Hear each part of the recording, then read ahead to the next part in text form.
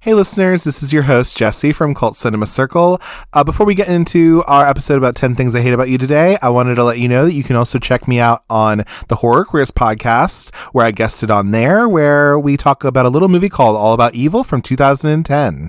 I'm so happy to have been a part of that episode. I've been listening to Trace and Joe for a while, and I was definitely inspired by their podcast to make this one. So super surreal, super awesome to be able to guest on their show. So please go check that out if you haven't already done so. And if you're new here, hi, I'm Jesse. I run this Cult Cinema Circle podcast.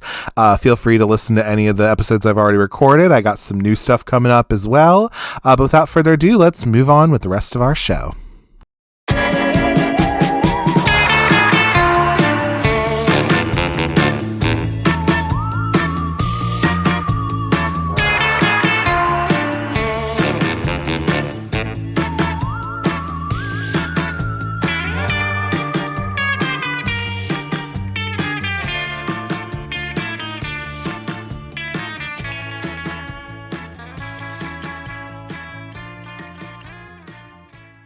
And welcome to the Cult Cinema Circle podcast. My name is Jesse, and I'll be your host.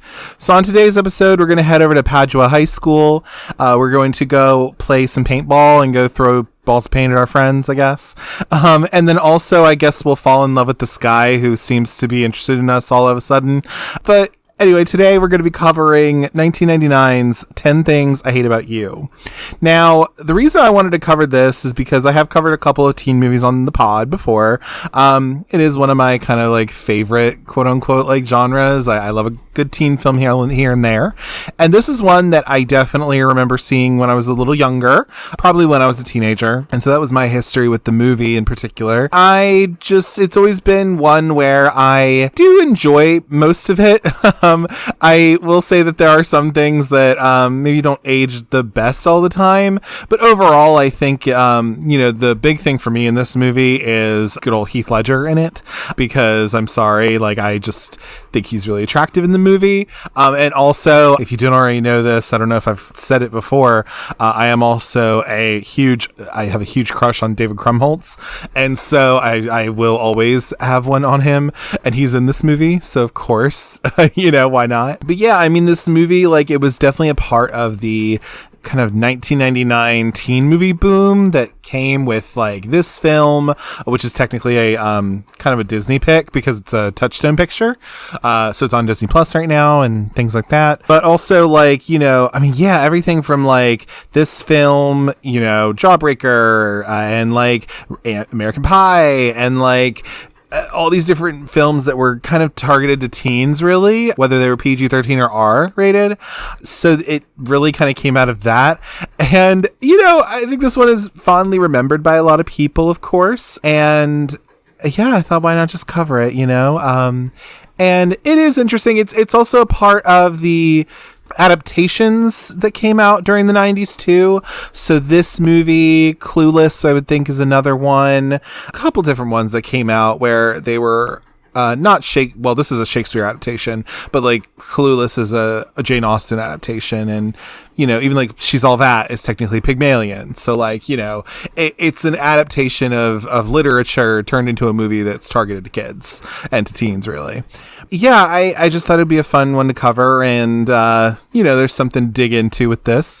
But without further ado, let's move on to our figures of the film. So 10 Things I Hate About You was released on March 31st of 1999 and was directed by Gil Junger, produced by Andrew Lazar, and was written by Karen McCullah and Kirsten Smith. These two ladies were the same ones who wrote Legally Blonde in 2001. We're looking at an estimated budget of $13 million and a gross US and Canada box office of $38,178,166, and then a gross worldwide box office of $53,479,734. We're looking at a Rotten Tomatoes score of 71% on the tomato meter and a 69% audience score.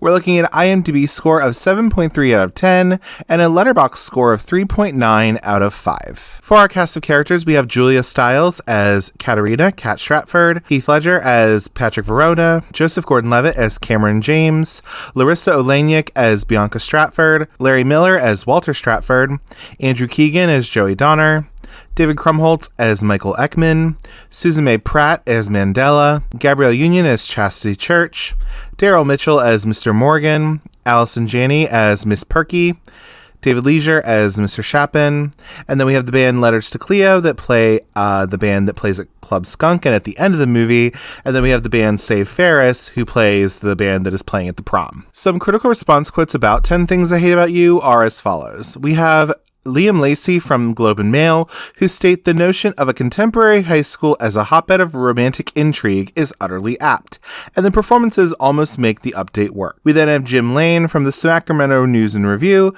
who state novice writers Karen McCullah Lutz and Kirsten Smith should not quit their day jobs. They smear the screen with flat contrivances and dreadful sitcom dialogue. And then we have Mick LaSalle from the San Francisco Chronicle, who states the movie wimped out by blanding down the story and the characters to the point where she isn't really a shrew and he isn't really a maniac. So before we move into any kind of a plot summary about 10 Things I Hate About You, I thought we would just go over a little bit about what is this movie based off of, and then also just how did it come to be. So if you don't already know, this movie is an adaptation of The Taming of the Shrew by William Shakespeare. And so the basic idea of this story, I got this information from Shakespeare Birthplace Trust. This guy, Lucentio, who is Cameron in this movie, he loves this chick Bianca, who is obviously played in this movie as Bianca, but he cannot court her until her shrewish older sister Katharina, who is Kat in this movie, marries. This eccentric guy Petruchio, who is the Patrick Verona character, marries the reluctant Katharina, and he uses a number of tactics to try to render her an obedient wife. And so Lucentio marries Bianca at the end, and in a contest at the end of the show, Katharina proves to be the most obedient wife. I like the TLDR that they have in this, which is pretty much saying that Catherine doesn't want to get married. Petruchio marries her and compels her to be obedient. Everyone is happy? The end. So that's pretty much what that is. I mean, if you wanted to go into further detail about what this show is about, be my guest. Pretty much it's like a drunkard is like watching this play, and the whole play is pretty much what this whole show is. So, but that's only so interesting, even though I do definitely give like other plot summaries, like in Cruel Intentions and Clueless and stuff like that. But again, you know, that's pretty much the basic idea of what The Taming of the Shrew is about. But about this movie, though, how did it come to be, really?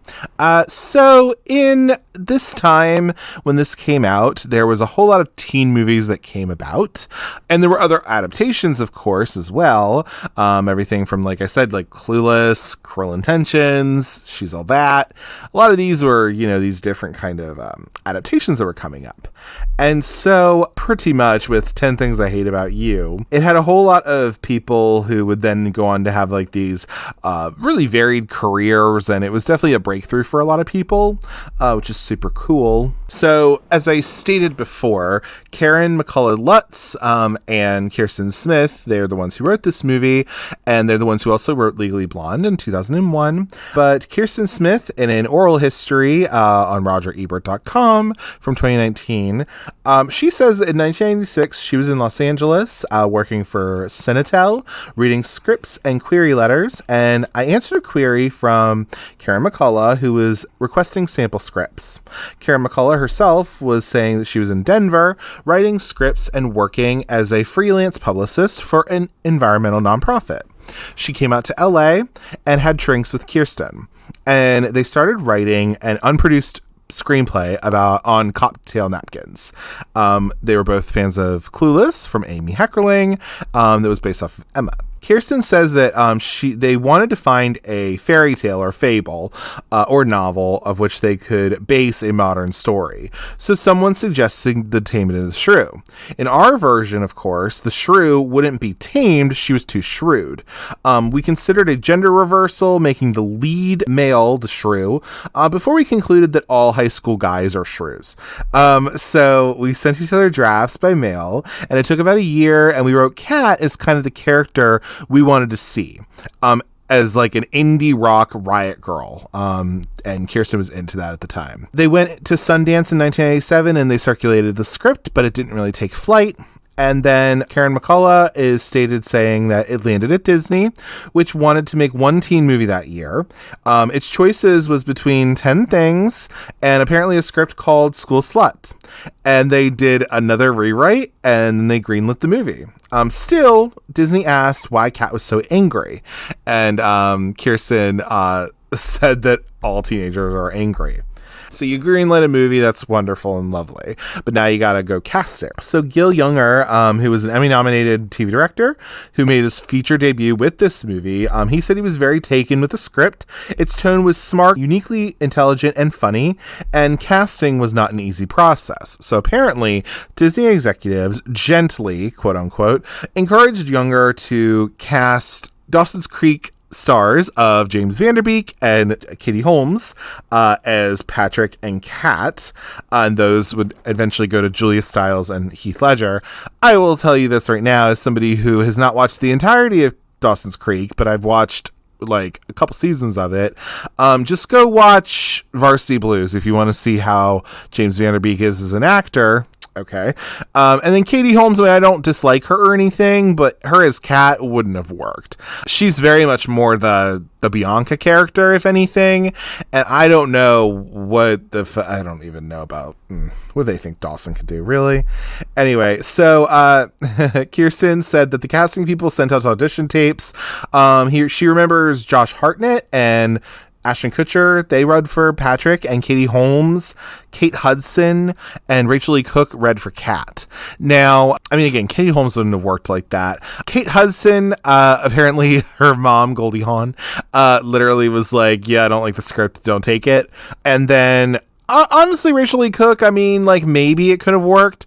Again, she is just kind of a little bit of an oddball, quote unquote, and She's All That, for example. But I'm sure she could have played it, I guess. So Andrew Keegan is also quoted in this article as well. I do not support Andrew Keegan with him being like with his weird little cult he has, but at one time he was known teen actor. He says that he was thrilled by the prospect of playing Shakespeare. Being able to do this would be kind of cool. He remembers that Joseph Gordon-Levitt, who was from Third Rock from the Sun, and him were among the first people cast in this movie.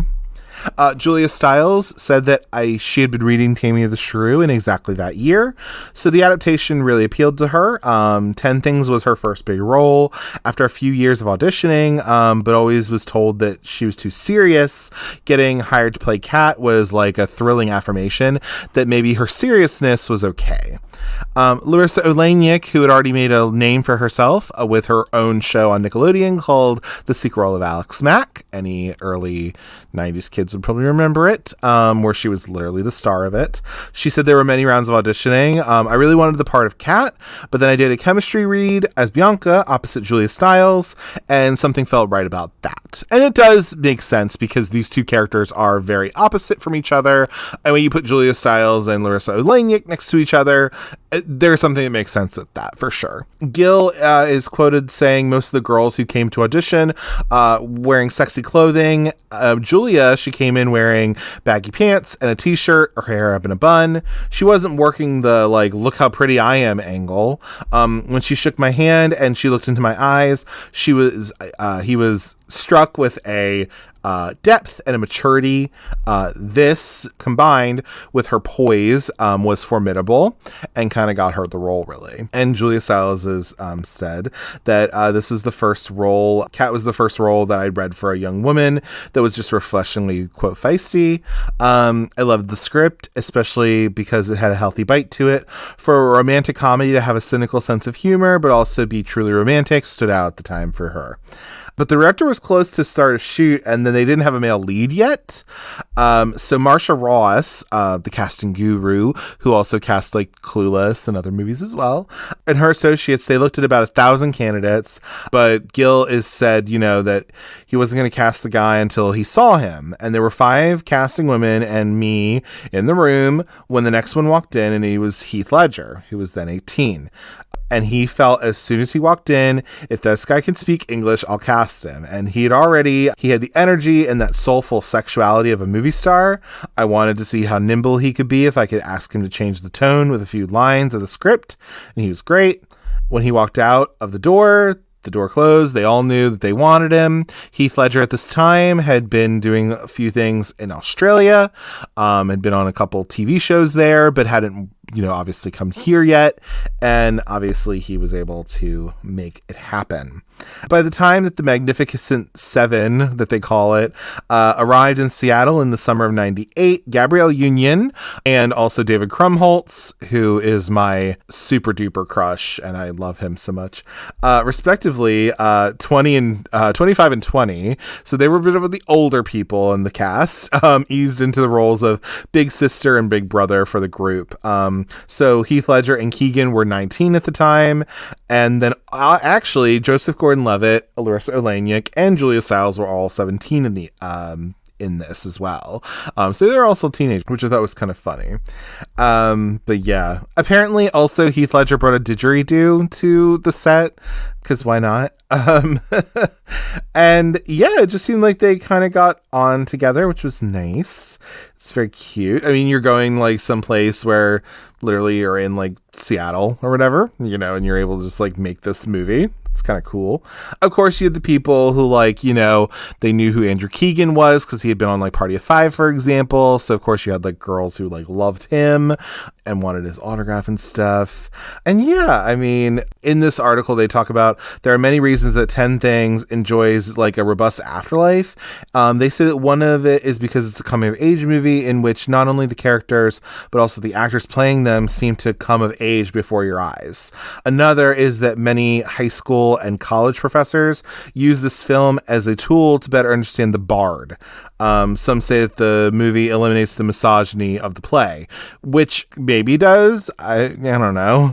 But there are some say that it has aged well in a way, and perhaps maybe it has. I will also say that they did have somebody, I love how they got like a Shakespearean scholar for this article, just to give them a little bit of cred. So Rebecca Munson, who is a Shakespeare scholar and the project manager for Princeton Center for Digital Humanities, is quoted as saying, "The underlying question, can an independent-minded woman still pursue her own path if she's romantically engaged, remains vital to today's students. The tension between ambition and assertiveness on the one hand, and the compromises required by romantic engagement on the other still apply regardless of gender." Catherine's speech closing the Shakespeare play advocates, often with a wink, that wives obey husbands. Kat's sonnet in the movie says, "I like you in spite of myself," which isn't incompatible with her pursuing her own goals and desires. So that's what that scholar had to say about that. But yes, this movie, it came out during the boom of teen movies that came out in 1999. It did fine enough where it made its money back and everything like that. Probably did good on home video sales, if anything, and it ended up, becoming this movie that was a little bit different. This is still a Touchstone movie, so it's still like a Disney film. Technically, it's on Disney Plus right now. So, it is that, but, if anything, it got a TV series for some reason. I don't really know why. But anyway, I just think this movie has gone on to have a little bit of a legacy to it. And that's fine and dandy and all. For example, it was referenced in the movie from last year, which I loved, Do Revenge. There was some little bits in there, and all that kind of stuff. But it's gone on to have its own little life, after it's come out. And there are still people who really enjoy it for, whatever reasons that they have. It has had this second life to it, if anything. But with all that being said, let's now move into a plot breakdown, summary, character breakdown, whatever the hell it is, about this movie, 10 Things I Hate About You. So we begin our film where we are introduced to our main character, Kat Stratford, played by Julia Stiles in this film. She is driving in her vintage ass car, and she is parked at a stop sign next to these like girls in like a little convertible, which is all like bubbly pop music, things like that. And then Kat is listening to Bad Reputation by Joan Jett. And so this is kind of just showing us what kind of person Kat is. She's kind of standoffish, not even kind of, she's very standoffish. This is how we're supposed to kind of take her, that, you know, she is the shrew of our piece, if anything. But then we have Bare Naked Ladies playing, where it's 1 week, and love that song, it's great. But pretty much we have our intro to her, but then also we have our intro to our kind of other main character, Cameron James, who is a new student at Padua High School in Seattle. He is played by Joseph Gordon-Levitt, who at this time had been on Third Rock from the Sun, and was kind of a child actor in his own right, obviously, because he was on a sitcom. But he is our other main character. He's one of our male main characters, really. So he is a new student, and he is in the office of the guidance counselor of the school, Miss Perky, played by Allison Janney, who at this time would have just been in Drop Dead Gorgeous, and also would have been on The West Wing and as well. And it's always lovely to see Allison Janney in anything, really. She's playing Miss Perky, and so she's just like kind of the antithesis of what you think of as a guidance counselor, if you will. Like she says something about like how there's a student who's shit for brains, and then Cameron's like, wait, what did you just say? Like, am I in the right office? And all of this, which is just really silly. But you also get in this scene as well, because, you know, Cameron's getting his like schedule or whatever, and whatever. We also find out that Miss Perky in the meantime also does like kind of amateur erotica she like writes on her school issued computer. I don't know the legality or the ethics of that, but whatever, I'm not a fucking lawyer. But anyway, so but this is also where we get our intro as well to, we don't know who he is quite yet, kind of, but we will learn. It's Patrick Verona, played by Heath Ledger, rest in peace. And he said something about like how he sent to the guidance counselor because he apparently exposed himself in the lunchroom, said something about a bratwurst, and then Miss Perky then uses the term bratwurst in her erotica, which is just really funny and silly. But anyway, yeah, I mean, this is what you're seeing. But because Cameron is a new student, he is, of course, having to be taken around, and so he is given the tour by Michael Eckman, who is kind of our geek, who's played by the one and only David Krumholtz, my in my head husband, that if he was gay, I guess. But anyway, we see that he's getting kind of the lay of the land, very 90s teen movie style. So like you have the different cliques that are a part of everything. So like, you know, you have the Cowboys, for example, don't know why. And then also like future MBAs, which apparently Michael was kind of a part of, but because he didn't have like the latest like cell phone or some shit, he was kind of like left out of there. Cameron's getting the lay of the land and everything like that, as you do in a teen movie. But then he sees this girl who he pretty much just like falls in love with at first sight. And this is the beautiful and popular sophomore Bianca Stratford, played by Larisa Oleynik, who at this point had been on Nickelodeon, The Secret World of Alex Mack, and this was kind of her first big movie role she had done. Fun little fact too about Larisa Oleynik is that she also had been in Les Miserables in Northern California with the guy on Boy Meets World, Ryder Strong. They were in like the same production together, and they knew each other when they were kids, so that's kind of fun. But yeah, I found that out on Pod Meets World, and I thought that was super fun. And actually, there's a documentary called The Orange Years. Anybody who's a Nickelodeon person who from the 90s like really liked that stuff, if you haven't already seen this documentary, it's on Hulu. Pretty much this documentary, Larisa Oleynik's in it because she was on a TV show, obviously, on Nickelodeon, and she, I think, even talked about how, like, you know, it took her a minute to get this show, really. I think it was that, or it might have been when they actually interviewed her on Nickelodeon, interviewed her some way. I think it was when Anthony Padilla, he interviewed her, and I think they did talk about somewhere, some way, that it was actually kind of hard for her to get that role in Alex Mack, and they weren't set on her at first.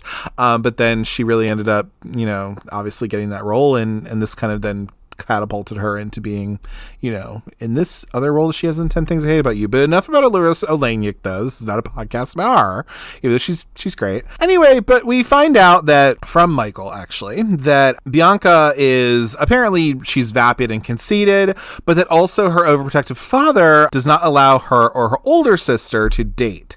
Because again, we find that Kat is Bianca's older sister. We also have the scene, because I'm trying to think if it's before the home, when we go to the Stratford home. We do have our scene with Mr. Morgan, played by Daryl Mitchell. So Daryl Mitchell is Mr. Morgan, and he is the English teacher. He's kind of this no-nonsense black guy in a movie that's very, very white. It's him and Gabrielle Union, like, pretty much. But anyway, but I do love him, though. I like a lot of the adults in this movie, to be honest. Like, Miss Perky is amazing. And then, of course, like, Mr. Stratford is funny in his own way, too. But we'll get to him. But anyway, I really do like him because he's kind of no nonsense. Like, the intro to him, and then you also have the intro to Joey Donner, played by Andrew Keegan, who is a little weird because he has, like, a little weird cult or something now. But at the time, he was, like, a teen guy. He was a teen movie star, I guess. Like, he was on, like, Boy Meets World before and on other sitcoms and stuff, so like he was a well-known guy, I guess. But we find that Joey Donner's kind of like this asshole. We find out he's like a model, apparently. He does like little regional things here and there, but like, he's kind of full of himself. But we do have a classroom scene where we kind of set up that Kat and him don't get along very well. We also have like, I also love because like Mr. Morgan says something about like, because Kat's going on about like, why we have to read this thing and why can't we read something from like Sylvia Plath or Charlotte de Beauvoir or whoever, whatever the hell.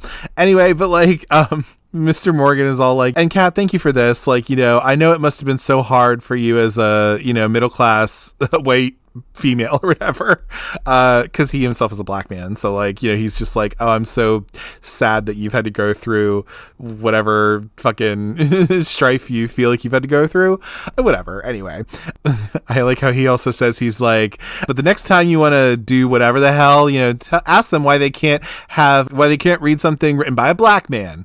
And then of course, like these white Rastafarians are like, that's right, man. And Mr. Morgan's just like, don't get me started on you too. I love Mr. Morgan so much. I really do. He's such a great character. I wish there was more of him. But anyway, yeah, so this is just kind of setting up that everyone kind of thinks that Kat herself is just like standoffish and is a shrew. And so we have all of that. She gets sent to the principal's office. She gets sent to the front office. She goes to Miss Perky again, where she is still writing erotica or whatever. And this is also just kind of showing more of Kat. Like apparently she kicked some guy in the balls. We find out, and she has like her little back and forth with Miss Perky again. More Alice and Janney in this movie, but whatever, it's fine. It wasn't her movie, like it's whatever.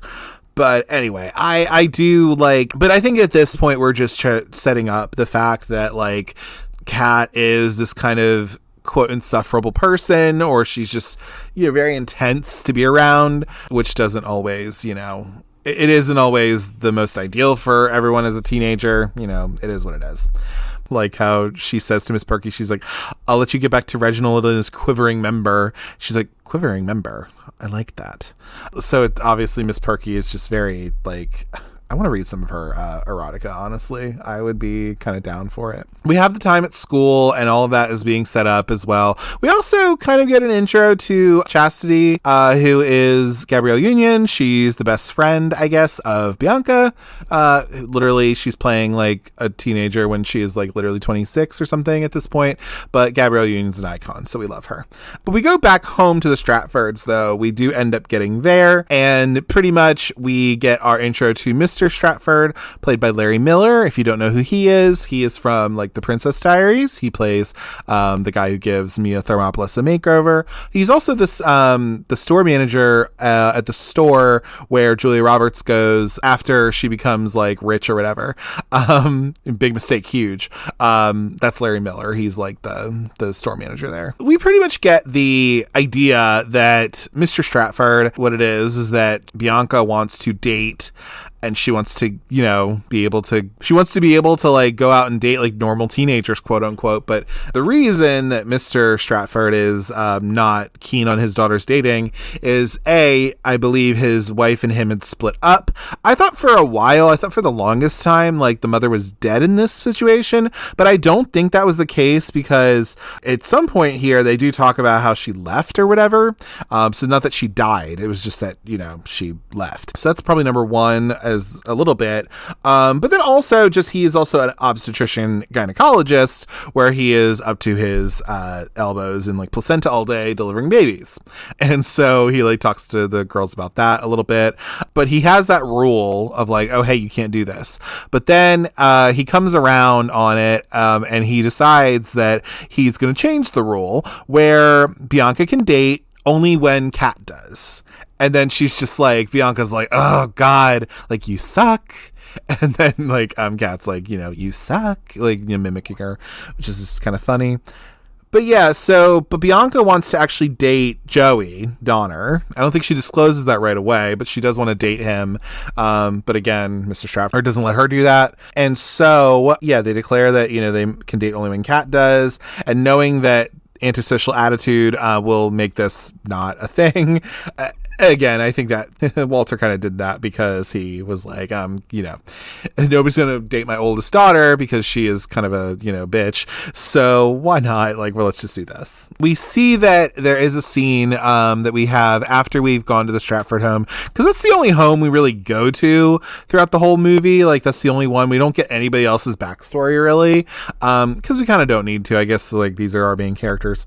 Cameron, though, asks Bianca out, and she informs him of this new rule that they have. But the thing is like, Cameron asks her out, but like, she doesn't even like really notice him. Like, she calls him by the wrong name, I think, because all they know is that like, I think they have French class together, or he's like, oh yeah, I speak French, and like, I can tutor you sometime or whatever. Which, fun little fact, Joseph Gordon-Levitt actually is at one point in his life, maybe he might still be, I don't know, I'd have to call him, I guess. Anybody have his number? But anyway, he actually has been fluent in French, or might still be fluent in French, because that's what he like went to college for and all that stuff. Like, that was like a language he studied forever. So that's kind of cool. A little fun fact about him. But anyway, as a pretense to allowing her to date, though, she kind of says like to him, she's like, hey, like, maybe, for me to be able to date you, my sister has to date somebody, so maybe you can try to like see if you can find someone to get with Kat or whatever. And so what he decides, because I think he brings this to Mike's attention, deciding like, and they have a whole thing of like, I think they have like a whole scene of like trying to get to see who will be willing to try to date Kat or whatever, and there's a bunch of people who just don't want to, and you see that whole scene with that. But what they decide is that they want to get this guy Patrick Verona, because again, he is kind of the mirror image of Kat, because he is somebody who people have all these kind of rumors about, like, oh, he was doing this last summer, or he was doing that, or blah, blah, blah, blah. And so he is as mysterious, I guess, in a way, as like Kat is a little bit, or, he's just kind of as intense as she is, perhaps. And anyway, so Patrick, though, scares him off, because I think, like, literally Cameron tries to talk to him, like, in woodshop or something, and Patrick takes a drill and, like literally, like, drills through one of the French books or something. Like, it's so stupid. But again, they're like, well, he's the only one who can kind of match her intensity, so fucking we need to get him, right? We see that Mike, being the good old friend he is, he convinces, because again, he's just always working, he decides to convince Joey Donner, to pay Patrick to take Kat out, because they even have the scene where like, they say, we need somebody who's like, this person who's like, who has money and is dumb. And they think, oh, Joey Donner, we can do that. Because pretty much what they're going to do, it's like a whole fucking weird thing, but like, so get Joey to pay Patrick to date Kat, so that Joey can then go out with her sister, pretty much. That's the basic idea, I guess. But again, it's under the pretense that, Joey will be allowed to date Bianca. So Patrick agrees to the deal, but he also kind of raises his prices a little bit as well. But so he decides, like, okay, I'm going to do this. Like, why not? And it is kind of like this, again, it's in the wonderful pantheon that is the teen bet movie, because this does kind of fall into it a little bit of like, hey, I'm going to like, I'm going to pay for you to do this pretty much. So She's All That does that. Can't Buy Me Love kind of does that too, and Love Don't Cost a Thing as well. It does that as well. So I kind of put that in a similar category a little bit. But anyway, Kat rebuffs a few of his advances though, because again, she's just kind of this intense chick, she's just somebody. And again, I can only really, for me at least, I definitely think there is something to be said that, like, Kat herself is kind of this like hardcore uber feminist, and whatever the representation of that is. I mean, again, I am only so familiar with feminist theories, and I don't know if I could do a deep dive on that or whatever, but again, I think she kind of constitutes this very specific type of like wave of feminism or whatever, where she almost comes off as kind of like hating of men or whatever, honestly. But this then kind of gets into what comes up later, which again, some people have had some issue with that as well, of why Kat is the way she is, but again, we'll get to that later. But anyway, but yeah, I mean, like, what they decide to do though, because again, like, there is this whole, because again, Patrick's okay with putting himself out there, but Kat doesn't want him for any of it, right? So what they decide to do is that Mike and Cameron, they decide to ask Bianca. They're like, all right, well, what are her likes and her dislikes, right? Because you're able to find that stuff out as her sister. So like, finding out that like she doesn't want to date somebody who smokes, and so for Patrick, he has to like quit smoking. And like, she likes this band, and like she's really into this band, for example, and they're coming, and she has tickets to their upcoming concert that's in town. She likes these kinds of movies or this kind of food or like whatever, right? So they're trying to figure out what the dislikes and likes are, pretty much, so that you can mold Patrick into what Kat would want. So armed with this information, though, Patrick decides he starts to win Kat's interest. So the way he does this, for example, is the big thing that he does is he goes to a show of Kat's favorite band, who is played by Letters to Cleo, who has a couple different songs throughout this movie, and also at the end. But anyway, we also have her friend Mandela, played by Susan May Pratt, who did this movie, and also the same year was Melissa Joan Hart's best friend in Drive Me Crazy. But anyway, so because that's kind of like her best friend in this film. But they go to this concert though, and Patrick is there as well. And again, it's these couple different things. Like there was that I believe there was that scene. I think before that there was a scene where I believe Kat like does something to Joey's car. Like she backs into it, and like, again, because she doesn't like Joey. We've already kind of established that. This is during the times where Patrick was trying to win, her over a little bit. But the way he kind of wins her interest, or at least piques her interest, if anything, is when he goes to this show of Kat's favorite band. He goes there as if he's going there because he likes them. And so he's talking about like, oh, they know this, but blah, blah, blah. And so this is kind of piquing her interest of like, oh, okay, well, I wonder who this guy is. Like, he must be kind of interested, but like, I don't really want anybody, but like, okay, maybe he's not as much of an asshole. At least in her eyes, where she's like, again, they're trying to chip away at her wall and her hard exterior, if anything. Anyway, so we do have, throughout this movie though, we also have, again, I'm kind of all over the place and, whatever. We find out that near the beginning of the film, we find out that Sarah Lawrence is where Kat has applied and is going to want to go, which again, they're in Seattle. Sarah Lawrence is in like literal New York. So it's on the other side of the country pretty much.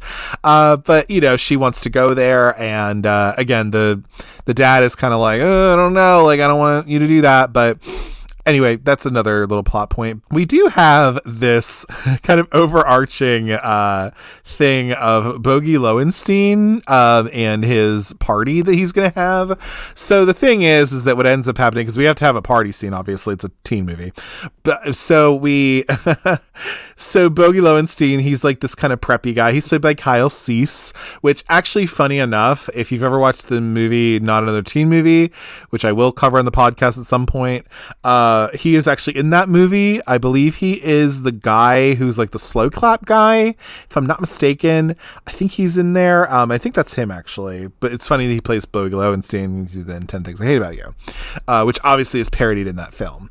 Anyway, Bogey Lowenstein, like, he's gonna have this like little wine and cheese party or whatever at his house, and they get in this idea. So Cameron and Michael, they get in this idea that like, okay, like there's this wine and cheese party, but you know what, we're gonna make it so that it's gonna be like this like other big party. So they have the whole scene where like they have the flyers, they drop the flyers throughout the school on the staircase, and you know, it's like this whole scene that they have so that people know about this party, so that they, you know, have this. But we're getting into the party now, because we've also we've had some scenes of like, you know, so for example, Cameron and Bianca, they are kind of together. He starts tutoring her in French at some point. And anyway, which is why he's trying to get some of the information from her. But also they have like a little scene where they go under a bridge or something. They're like having a walk or whatever, where he's trying to figure out her likes and dislikes from Bianca, Kat's likes and dislikes. But anyway, and so that's where she says, like, you know, well, she has like a picture of this guy in her room, so she doesn't seem to be same-sex oriented. So, you know, okay, I guess. Anyway, back to the party though, because there is a party scene. So we see like Bogey and his friends are like at his party, and then like there's like a knock on his door or whatever, and he's like, oh, that must be Nigel with the brie, because of course he talks like that. But anyway, but then it's just like this huge party that happens that is just like, you know, of course going to. But anyway, everyone's at this party now. So we got like Joey's there. We got Kat, and Kat ends up going with Patrick, I believe. Oh, because there is a scene a little bit before that though, where they decide to go to this party. So like Kat decides to go. She's like, all right, I guess I'll go. And then Patrick's there as well. But we also have Bianca and her friend Chastity are there, and they're going to go to this party, like, you know, because they are saying like, oh, we're going to go study, but it's just a party, Mr. Stratford. And there is the little scene that they have in there before they go to this party where they have they have like a pregnancy belly that like Mr. Stratford just has, and he just like makes his daughters wear every so often, be like, I don't know, he's just like the thing I like about the adults in this movie is that they're just so kind of ridiculous in a way, but they're kind of like the smartest people in the movie, honestly. Anyway, but they go to this party though, right? So Patrick goes to the party with Kat as well, and again, just so that they have a chance to, Bianca has a chance to go and do something normal or whatever. And so they end up going to this party, and a lot happens at this party, man. So Kat like becomes upset when she sees like Bianca with Joey, because again, she sees that and she's just like no, you shouldn't be with him. Like, you know, because of this, she decides that she's going to drink and just decides to get drunk. And during this time, so we see that, we also see that Kat is starting to open up to Patrick a little bit, because again, he's actually like by her side and trying to tend to her as best he can, which is very nice. She expressed her interest in like starting a band and wanting to do that as well. So she gets like obliterated drunk pretty much. And there's a scene where like she gets on a table, she starts dancing, which is very out of character for Kat, but she's drunk. So, you know, obviously her inhibitions are down. And so like, but she hits her head and she may have a concussion. And again, Patrick is there tending to her. He takes her outside, takes her to a swing, and then they start talking. She then throws up on his shoes at some point, but before that does say that he has a little bit of green in his eyes, which is very nice. And again, it's trying to show that like they are into one another and that they seem to care for each other, I guess. But Kat tries to actually kiss Patrick, but Patrick is not here for it, and Kat is like pissed off and mad about that. So that whole scene kind of happens too, but again, they're trying to get a little bit closer with one another.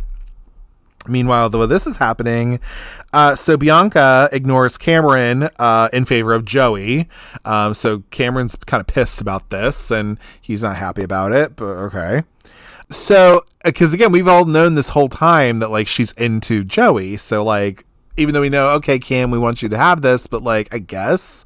But why should he have her, actually? There's not even a reason. But, like, we know that the conceit of this is that Cameron is interested in her, and he just ends up getting kind of ignored by her.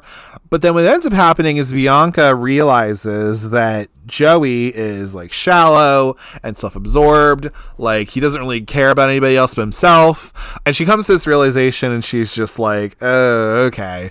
Like, but she's also younger than everybody, too. So, like, she's coming to this realization, and she's just like, maybe I'm not interested in this guy that much. And so she ends up asking Cameron for a ride home, because I believe it's that Patrick drives, because Kat has a car. Patrick drives Kat home, and all that. That's where they try to kiss, I think. So he throws up on the shoes, that all happens, and then she tries to kiss him in the car, and that doesn't really work.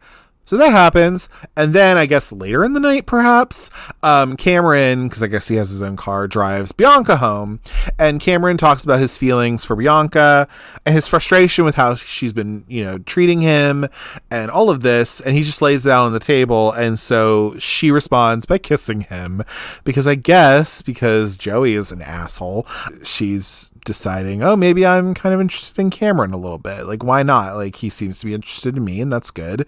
But I even think, like, she talks a little bit, like, because Cameron asks, like, oh, well, have you always been this selfish? And even she says, like, yes, like, and I don't know, like, she's just kind of learning to try to be, like, I don't know, she's just coming to these realizations because she's just a young lady, she's a young person, and so maybe she hasn't really had to deal with this as much, and just having to kind of go through that.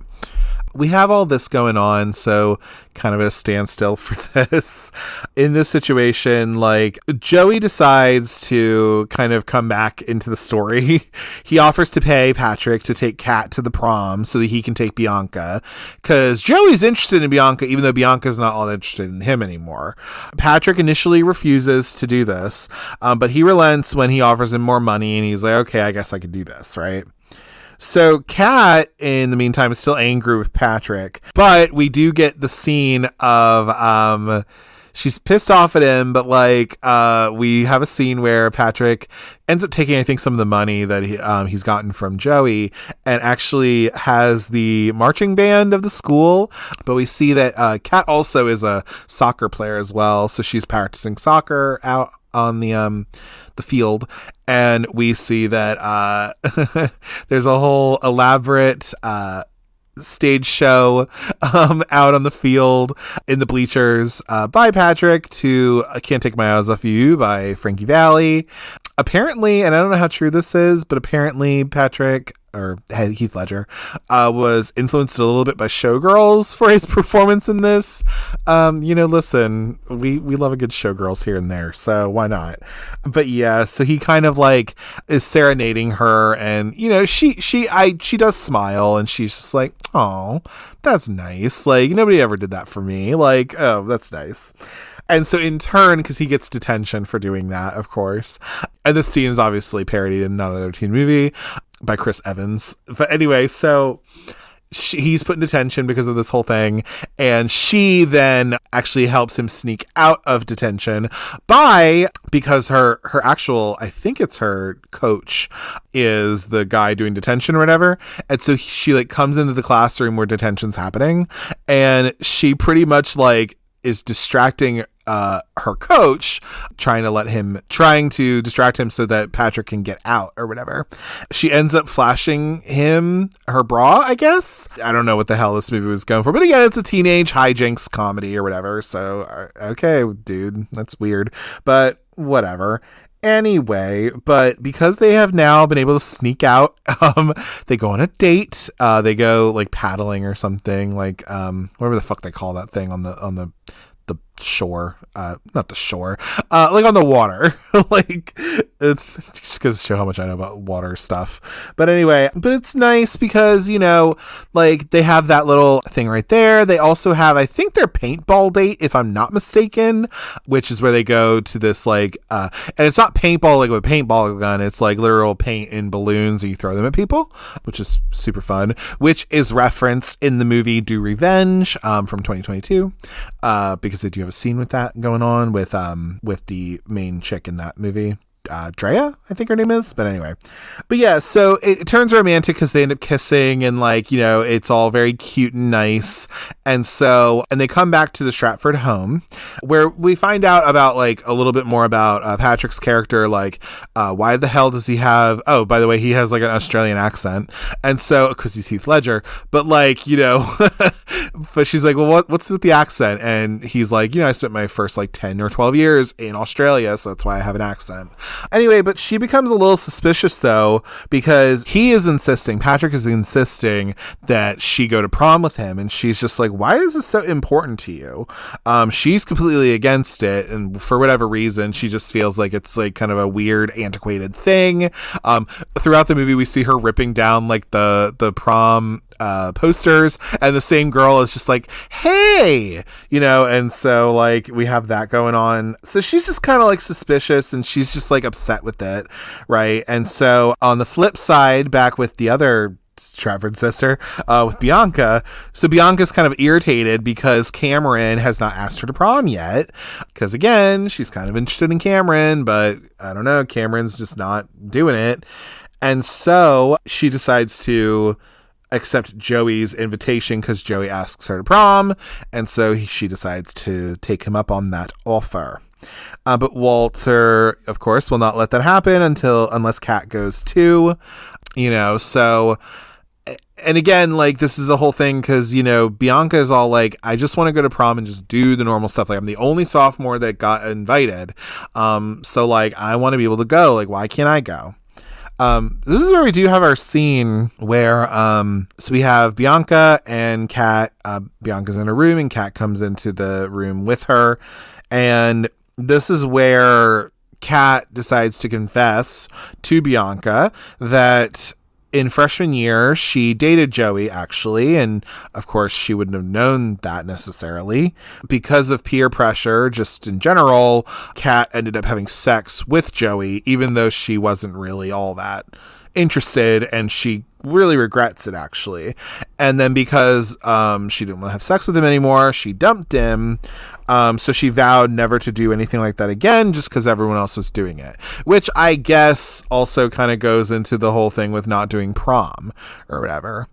So this is kind of where we're supposed to go with like, this is why Kat is the way she is, because even in the beginning, if you noticed, Cameron asks about like her sister, right? Like you ask Bianca like, oh, what's the thing about your sister? And she's just like, Bianca, all that she knows is just like, yeah, she used to be really popular, but now she's not. So it's like, and she just like turned into a bitch.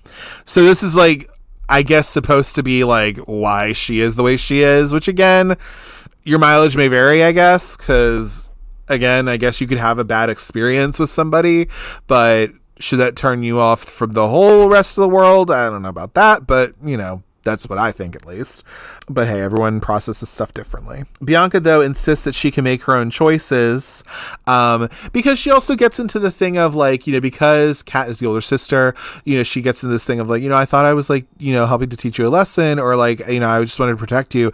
And she's like, well, maybe it's not your job to protect me, which again is kind of a fair point. Like, you know, you can't just let me not experience things just because you may have done something, like doesn't mean I'll have the same experience, and don't just shelter me from the world. I think that's Bianca's apex, if you will, of that kind of point, is that like, it is just like, don't just like make me don't just shelter me from the world, especially when I'm not asking for it. Like, you know, I want to be able to date and I want to be normal, quote unquote.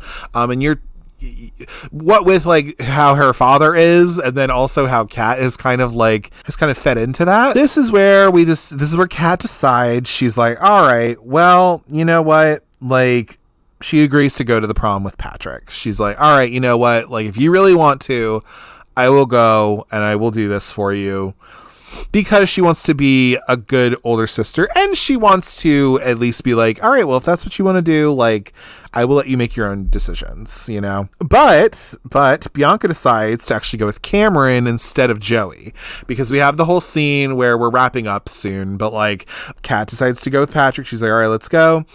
So Bianca decides to go with Cameron, and we also have a scene somewhere in there where Chastity ends up going with Joey, I guess, is what happens, I guess. Which I think is actually what happens. All's going well, you know, and all that. So they go to the prom, and, you know, because we do have like the scene where they're all leaving and all that kind of stuff. And then Joey actually ends up showing up at the Stratford house after they've all left. And then, of course, like, Walter's like, no. He just like closes the door on him. But they're all going to prom. But Joey's pissed, of course, because he thought he was going to go with Bianca. But he's not. And anyway, so all's going well at the prom, though. You know, you got I think it's the band Save Ferris. It's them, and also Letters to Cleo also end up showing up as well. But they have the whole band there, and it's like a fun little time. Mandela also gets her own little thing where, like, she's had this secret admirer, because we forgot about her a little bit, but like, she has a secret admirer because she's very much into William Shakespeare, and so she has a secret admirer who like left her this like sonnet or whatever, and it was like very cute and nice. And we end up finding out who that is a little bit later in the movie. And actually, we find out that it's actually Michael. So, like, literally, we find out that Mandela and Michael, they end up getting together because, you know, why not? But David Krumholtz, listen, call me. So all's going well until Bianca learns that Joey, because she learns this from Chastity, actually, planned to have sex with her that night. And she was like, what the fuck? No, like, gross. So angry. So again, Joey's pissed because Bianca has spurned him for Cameron, because he's like, you know, like, he's like, why would any girl do that, blah, blah, blah, whatever. Oh, she ends up, so, because he's so pissed that he ends up calling Bianca a bitch. I don't think he calls her that to her face, but I think he does say it to Cameron, though.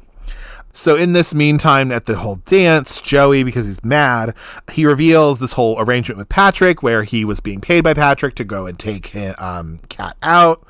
So Kat is like annoyed and pissed because she's just like, she's mad about it, of course, which again, they're trying to like, Patrick is trying to kind of salvage whatever he can with Kat, but like that doesn't work really. And again, they're teenagers, quote unquote. Actually, I think Julia Stiles, Joseph Gordon-Levitt, and Larisa Oleynik, I think we're all actually teenagers, where everyone else is a little bit older. But anyway, but you have their whole thing going on. But then you also do have, because Joey's pissed, and this is where he calls Bianca a bitch. So he, like, Joey punches Cameron, because again, he's pissed off at him. But then is beaten up by Bianca, though, for having hurt her, for having hurt Kat, and also for hurting Cameron. And so Bianca and Cameron, they end up having a nice little kiss. I'm not gonna lie, I do like the scene where he does get punched in his face, because Joey really deserves it. He's an asshole. But again, it's this whole kind of thing going on. Again, we are left with that with Patrick and Kat, which again is a shitty thing, and it, you know, it is a shitty thing, and it's not the best to leave off on. So the next day after the prom, Bianca reconciles with Kat, because it was really nice for her to be able to go to prom, and you know, this is where like Kat is like outside on her giant veranda she has at her house, and so like she's like drawing or something, and Bianca starts dating Cameron. They're going out to like a little boating thing or something like that, which is nice. And Walter admits to Kat that she is capable of taking care of herself, because again, he's just so worried. Again, maybe it was because like he himself is like, I guess, an OBGYN doctor, but again, he's also gone through whatever he did with his wife, so he wants to protect his girls, which is kind of the whole thing with this kind of thing. and actually gives her permission to go to Sarah Lawrence. He's put money down already for her to go, and they like share a big hug and everything, which is very nice. So throughout this, there was my favorite character, Mr. Morgan. He assigned like poetry, like a sonnet kind of assignment for William Shakespeare. So for this assignment where the students are to write their own versions of Sonnet 141, Kat gets up and reads aloud a poem called 10 Things I Hate About You, in which she reveals that she is still technically in love with Patrick. I guess I'll read it for you now if you'd like. I hate the way you talk to me and the way you cut your hair. I hate the way you drive my car. I hate it when you stare. I hate your big dumb combat boots and the way you read my mind. I hate you so much it makes me sick. It even makes me rhyme. I hate it. I hate the way you're always right. I hate it when you lie. I hate it when you make me laugh. Even worse when you make me cry. I hate it when you're not around and the fact you didn't call. But mostly, I hate the way I don't hate you. Not even close, not even a little bit, not even at all. And of course, she like tears up and cries throughout the thing. So that is the little 10 Things I Hate About You little like poem. And it's showing that she still loves Patrick. And so he's like taken aback and all that. So we're nearing the end. So like Kat is on the way out to her car. And earlier we had seen, because he was following her around to like the Fender store with guitars and like a bookstore as well. Again, trying to kind of get a lay of who she was really. So he actually surprises her. That was the scene where she knocks into Joey's car or whatever.